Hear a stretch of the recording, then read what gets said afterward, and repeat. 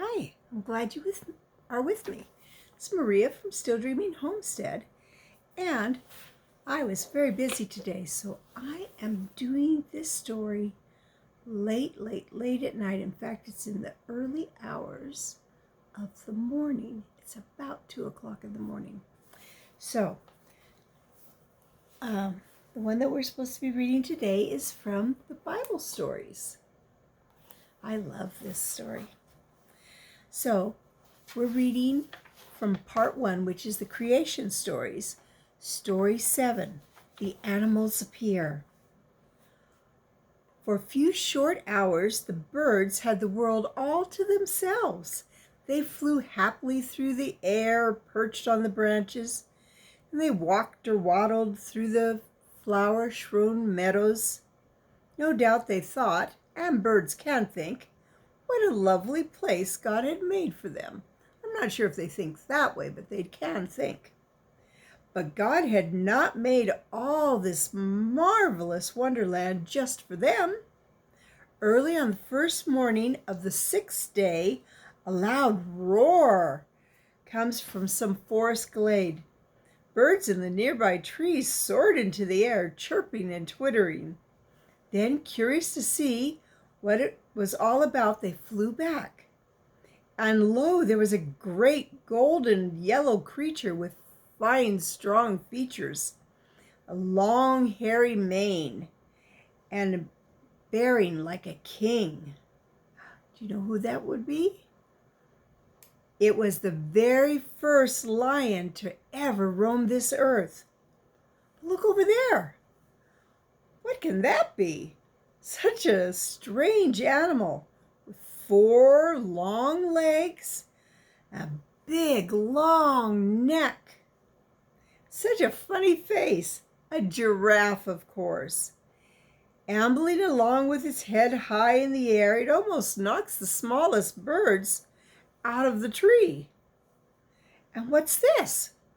A creature with legs like tree limbs, big flapping ears, little tiny eyes, and on the end of its nose is a long sort of tube, which it tosses this way and that way, and sometimes even puts it into its mouth. Oh dear, what fun God must have had making the elephant. Now you can see a couple horses, perhaps black and brown. Such graceful creatures they are, as they canter by, their heads tossing and their feet going clippity-clop, in perfect rhythm. Now a couple zebras, with their strange markings on their coats, 2 leopards with spots all over them, a crocodile waddling on its little short legs, a hippopotamus lumbering by with its huge mouth open, a camel with its humps, a deer with its antlers, a bear with its long shaggy hair. What a procession! That's another name for a parade. And to think that God designed and made them in such a little while. Yet this is not half the story. Not only did he make all the big animals, he made tiny ones too. Oh, look over there. A little dog barking and scampering about as all dogs have done from that day to this. A cat walking with stately steps. A monkey swinging from branch to branch. Starting screensaver. A chipmunk making funny faces. A gopher burrowing fast to hide itself in the earth. A chameleon, which is a special type of lizard, changing colors every few seconds. A squirrel with a big bushy tail, scurrying around looking for something to bury. And all these created in a single day. It's too marvelous for us to even understand. Just think, every one of these marvelous creatures was not only made alive, but made to see and hear, smell, to taste, and eat just like you and I. More than that, each one was given the power to reproduce, to make baby animals just like itself. Now, you can draw animals on paper. You can make animals out of clay or Play-Doh, but you can't make one of your animals alive. You can't make them walk or run or eat, can you?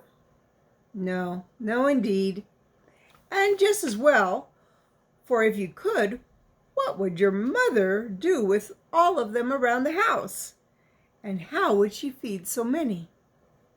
No, we can't make animals that live. We cannot make even a toad or a mosquito, but God can. And God did.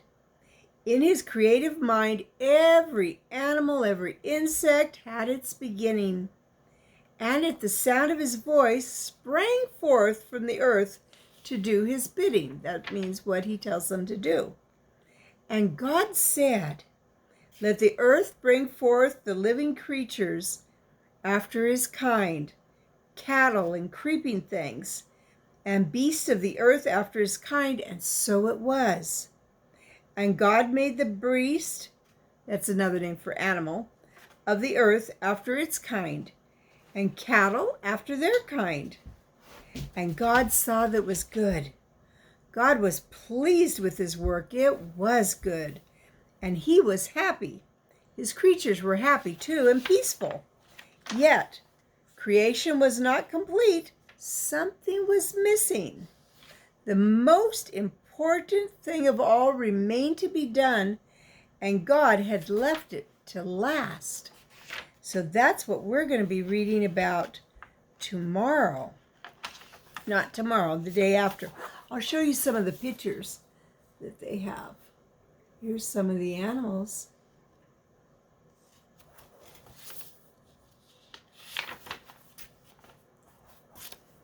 And here are some more.